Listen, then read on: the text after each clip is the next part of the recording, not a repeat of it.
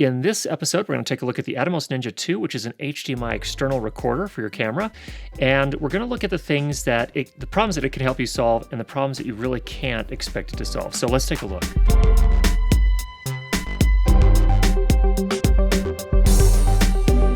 Now, the ATOMOS Ninja-2 comes in at about $700 US. And before you run off and say, that's crazy, I don't even want to look at this, it does actually provide a lot of things that are very useful in particular circumstances. So not for everybody, but if you're doing certain types of shooting, it can be super, super helpful. So after 3 weeks of using it, let me tell you about some of the things that I found very helpful. Number one, it helps get you past the issue of having a limit on the amount of video that you can shoot for any given clip on a DSLR. So most DSLRs will only allow you to shoot up to 30 minutes in a single clip. Depending on your settings, maybe only 20 minutes.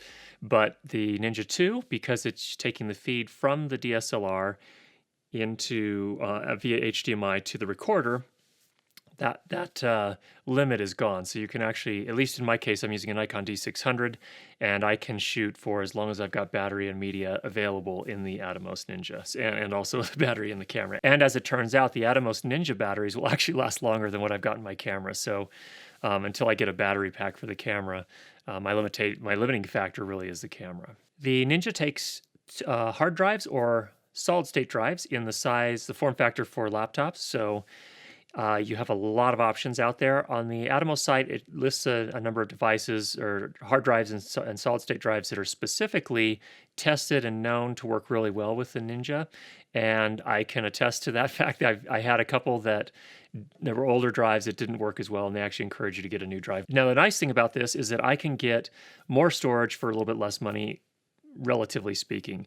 And it's nice to be able to have a 500 gigabyte hard drive in my recorder, which gives me a solid 5 hours of recording time on my high bitrate recorder, the Ninja-2. So super nice feature there too as well. The Ninja-2 supports 422 color, which is a higher color subsampling than you will typically get in the recording that's made within your digital SLR. So most digital SLRs are recording 420 color, which means they're throwing out some color information.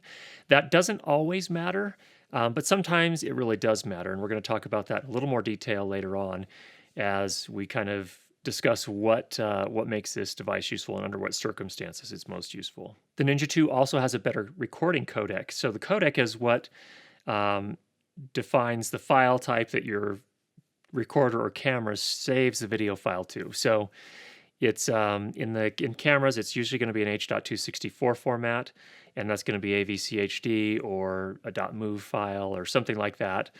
And in the Ninja-2, you actually can record to a couple of different formats that are more used in the professional realm. Number one, ProRes, and number two, Avid's DVXHD, I think it's called. It's not a format I use, but for those that are Avid editors, you'll probably be familiar with that format. So there are a couple of options there. What makes those codecs more beneficial for editing and for capture is that, first of all, they can record a higher color bit depth. They can do 10-bit color instead of just 8-bit color, which all of our DSLRs are recording at for the most part, except with a few exceptions.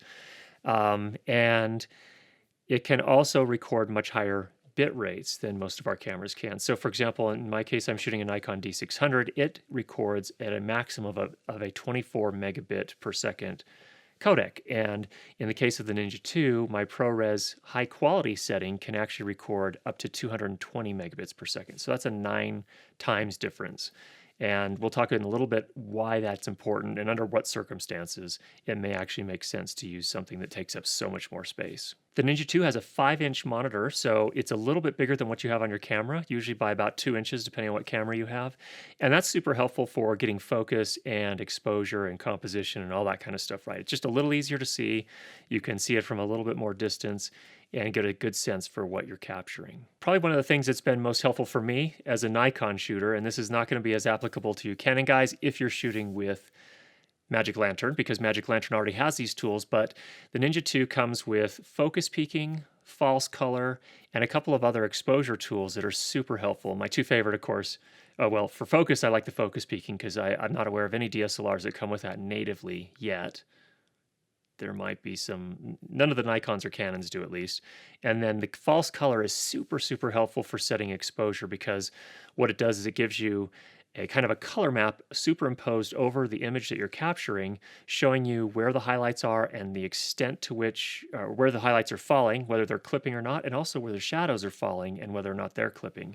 And it is super helpful to get exposure, especially in the cases where you need to get it quick. Now, when I first saw this device, I have to admit, the first thing, again, as I mentioned, I thought this could be an amazing device that'll transform my camera. And I want to just take a step back here and say, probably not going to be the case for you, or for me, or for almost anyone. But the device still serves it solves a number of very real problems that you may or may not be experiencing. So what you're not going to notice, or what I'm not noticing at least, is straight out of the camera, the recording on the camera versus the recording on the Ninja-2. I don't notice a huge difference. There are little things you can see. There's maybe slightly more detail in the Ninja-2 if you're recording at one of the higher bit rates, like 220. And, it just doesn't look that different. It's not like it has more dynamic range. It doesn't solve any of the problems that your camera may already have, like moire or aliasing issues. And it's just not a magic bullet. So it's important to keep that in mind. And that's definitely been my experience over the last 3 weeks. As I've worked with it, it doesn't automatically solve all those problems. However, it does solve a number of practical issues. And the first of those, of course, is the 30-minute limit. So you're no longer bound to that 30-minute limit when you're using this recorder. Again, as I mentioned, the larger storage media is a super nice feature if you're going to be shooting all day, rather than switching out cards every, however often you have to do it, depending on how much you're shooting. It's nicer to have larger storage media and not have to switch out quite as often. Now, as I mentioned before, the better color subsampling. That is going to matter in certain circumstances, and I'm finding that to be the case. I actually green screened this entire episode here, at least the talking head parts with me in them. And I did it both in the camera and I did it with the Ninja-2. And for cases like this, normally color subsampling would be a nice advantage, but if you've lit your scene right, I don't see it a huge advantage for talking head, where there's not a lot of action and there's not a lot of stuff moving through the frame quickly. Now, if you've got a very animated speaker, maybe that would be different, but for the most part, it's not going to make that much of a difference. However, if you're doing green screen with some pretty serious action going on, with a lot of movement, that's where I think you are going to see some benefits. And I think that's partly because of the color subsampling, but it's also partly because of the codec that the camera is using. So that's another one of the weaknesses of most HDSLRs, is that their codec they're using is H.264 of some variety. And that tends to fall apart and not do really well when you have a lot of movement within the frame. And so having these higher bit rate, better codecs will enable you to capture, I believe, better footage when you have a lot of movement within the frame. So that's another use case, or another case where this is potentially a very useful tool for you. Also, if you're shooting a lot of really intense, bright, highly saturated colors like stage lighting, it seems like the rendering on the Ninja-2 is a little bit better. It's a little bit softer and a little bit cleaner on the boundaries, around the lights and things of that nature. So it's not a huge difference again, but it is a nice aesthetic that looks a little bit nicer, and it looks less like you're using a consumer grade camera. Another thing that the codec gets me, in this case I'm using ProRes HQ, which is a 220 megabit per second codec, is it seems like I get better render time. So my typical workflow is I'll do the editing, I'll color grade in DaVinci Resolve, and then I render out. And that rendering process from DaVinci Resolve goes with the same exact clip, one recorded in H.264, the other in ProRes HQ. The ProRes HQ, even though it's a much, much larger file, renders out of DaVinci Resolve a lot faster. So there are some benefits there as well. The monitor on the Ninja-2 is nice. It's bigger than what's on your camera, but it's not the most awesome monitor, let's be honest. It's not high definition. It's dimensions, I believe, are 720 by 480, so it's not even 720 HD, but it is larger, so that makes it easier to see when you're doing your composition and your focus and your exposure setting. All those kind of things that you're doing as you're setting up a shot.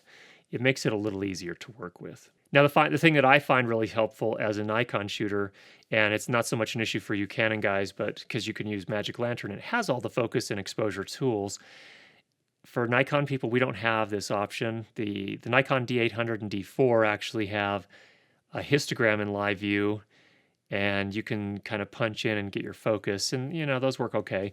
But having focus peaking and having false color are super awesome. I haven't realized what I was missing until I knew focus peaking was really helpful because I was shooting with a Magic Lantern camera in the past. But now on the Nikon side, I missed that for a good long time. Having that back is super helpful. But false color is awesome. It's an amazing tool. I wish I'd had it a lot earlier because it's so helpful to see exactly where your highlights are, exactly where your shadows are, and you can move those up and down and get them exactly where you want them within the scene. So it allows you to work a lot faster. It helps you, it prevents you from missing shots that you might otherwise miss. And I think that alone is probably the most valuable feature for me personally in this new device. Now it's funny, $700 for that one tool. Why don't you just buy a Canon camera and put Magic Lantern on it and be done with it? Well, that is an option. I'm not saying, again, this tool is for everybody, but as a Nikon shooter, which I am, and I've had Canon cameras in the past, and I may get another one in the future, who knows, but for now, it's really super helpful to have that tool. So I hope you found this overview helpful. Again, this device is not for everyone. It's a pretty steep price, but if you're doing the right kind of shooting, it may solve some of the problems that you're having with your current camera. And again, I'm pretty happy with it. I plan to keep it, and I bought it with my own money. It was not given to me, so hopefully you'll see this as an unbiased discussion about it. Again, not a full review, but if you do want to check out all the details, I definitely encourage you to go check out some of the other reviews that are available here on YouTube or other places as well. So thanks for checking out the show.